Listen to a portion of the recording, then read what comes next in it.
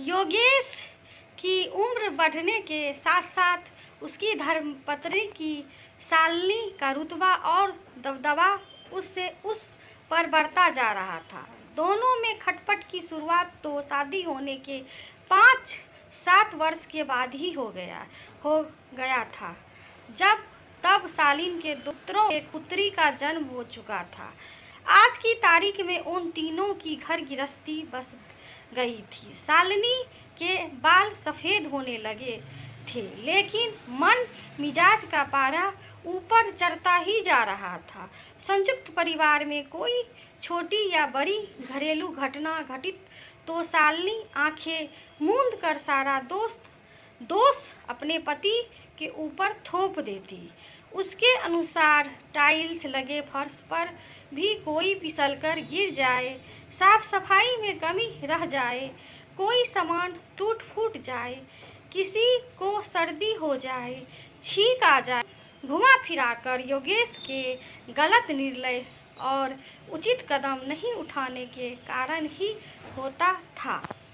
कभी कभी योगेश मजाक में कुछ कहता भी तो उसे वास्तविकता बातें समझकर उससे लड़ने पर भी उतारू हो जाती।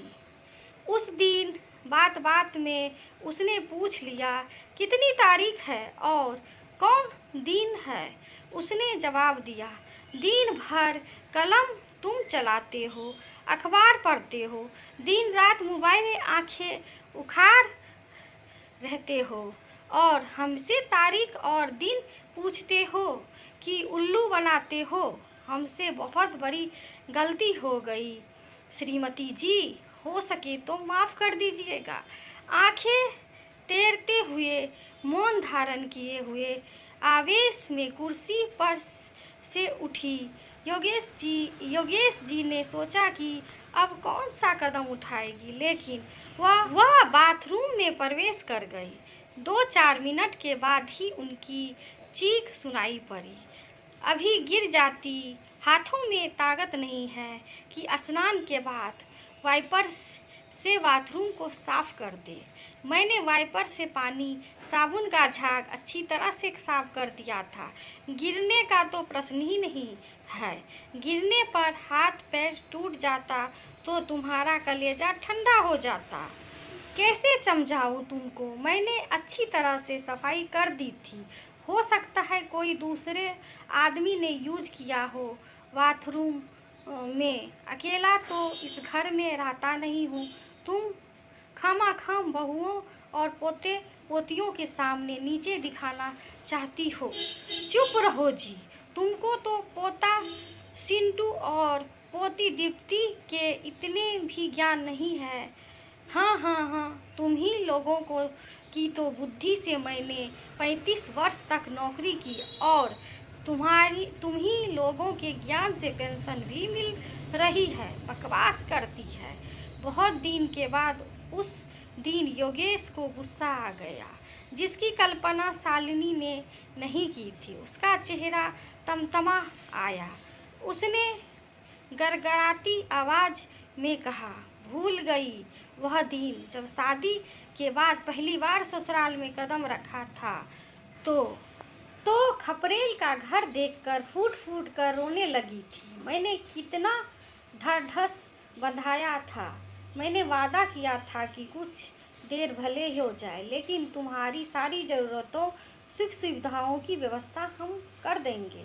और आज जब हर तरह की समृद्धि हो गई हो तो मेरे प्रति तुम्हारा व्यवहार बदल गया।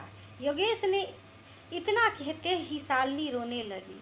क्षण भर बाद उसने कहा, यह घर नहीं रहा, लड़ाई झगड़े का केंद्र बन गया है। मैं ही गृह त्याग दूंगा। कहता हुआ वह एक अटैची में अपने कपड़े रखने लगा।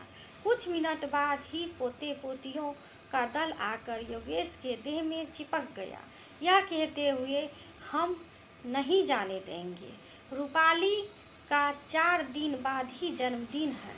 मत जाइए दादाजी, मत जाइए। बच्चों की मासूमियत भरे निवेदन को योगेश जी ठुकरा नहीं सका। उसने सभी बच्चों को अपने आलिंगन पासवन में जकड़ लिया। उसकी आंखें गीली हो गई, उसका गुस्सा शांत पड़ गया। सभी को दुलारते पुचकारते हुए कहा, मेरी शेष जीवन यात्रा के तुम ही लोग सहारा हो। आशा करती हूँ ये कहानी आप सभी को पसंद आई होगी। यदि पसंद आए तो लाइक करिए, सब्सक्राइब करिए, शेयर करिए दोस्तों, और बेल आइकन ज़रूर दबा लीजिए जिससे मेरी वीडियो की नोटिफिकेशन आपके पास पहुँचे। वीडियो देखने के लिए आप सभी दोस्तों का धन्यवाद। Thank you.